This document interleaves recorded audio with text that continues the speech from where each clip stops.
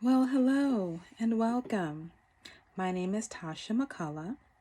Today we're going to discuss what makes a good collaborative service team for public health.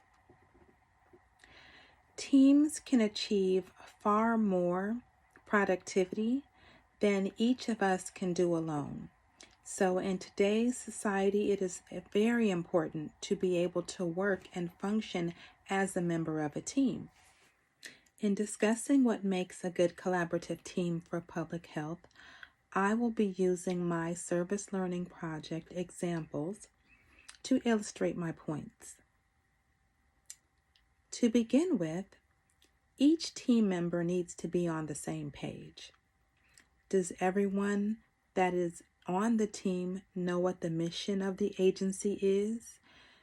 Do all of the team members know what that particular team's objectives are? Using my service learning project as an example, I am part of a 4-member team from my church. We function to benefit families who have a child or children. Children are at the center of the circle of care, and the work we do contributes to the wellness and safety of those children. We are reviewing cases, specifically I, as the primary point person, am reviewing cases in a portal system. The social workers who enter the cases into the system provide some background information as to what's going on with the family and some descriptive information regarding what the family needs. Because we are all members of the same church, we all have a Christian worldview, and we are on the same page with giving back to the community and doing God's work and being of service. Each of us on the team is also aware of what we're trying to achieve in providing for these families and meeting their needs. Okay, so a collaborative service team needs to work together to achieve their goal. In order to do that, they need to be able to communicate effectively. That means speaking respectfully to one another, but it's important to be respectful of one another. It's important to listen actively when other people are sharing their ideas, because we're collaborating.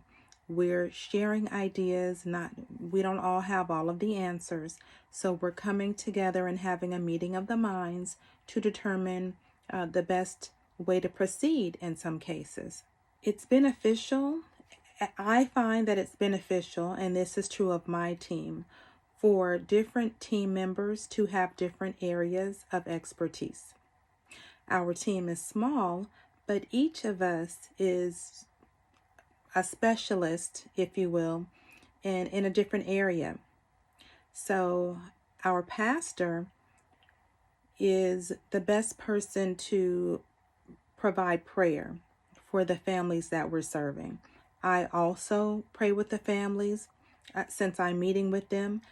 But one of the things, the portal request that we do is go through and provide prayer for the families of the cases that we accept, which are the ones that I'm meeting, in addition to the cases that we're not accepting.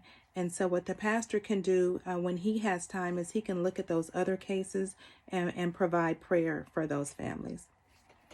I have more technology savvy than the other 3 members on the team.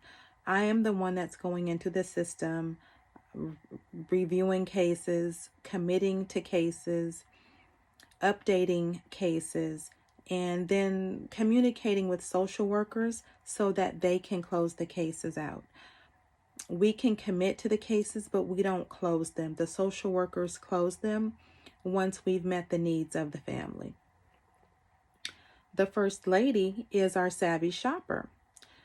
Oftentimes, well, all of the time really, These cases require that items are purchased. Sometimes it's clothing for children, other times it's furniture for children or for the family. Sometimes it's groceries or gift cards for groceries. But in all of the cases, there are also budgets that we need to adhere to and stay within. And we want to provide as much as we can provide for the families. So being smart shoppers is important. Also, along the lines of being respectful to one another, it's important to have mutual confidence in the abilities of your fellow team members. So, as I mentioned, we're each specialists in our respective areas. Oh, I'm sorry, I forgot one person. The last member of our team is Deacon Poole. Deacon Poole is our handy person. Sometimes when we order furniture, it doesn't arrive assembled. And we usually know that when we place the order, but maybe it was more cost effective to buy it that way. And the deacon can put it together so that our families don't have to worry about having to find someone to do that. And interpersonal conflicts on a team do not improve the team's productivity. As you would imagine, it works the opposite way. So the more conflict you have within the team, the further your productivity will suffer. Now, as I mentioned on our team, each person has an area of expertise.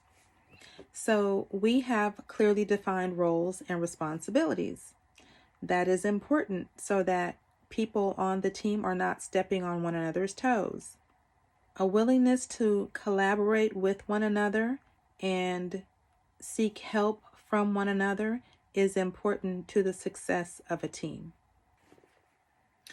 At times, things may not go as planned, so team members should also be flexible with one another and accommodating of one another. Also, in order to improve productivity for the team, it is important to have performance indicators. Thank you for listening.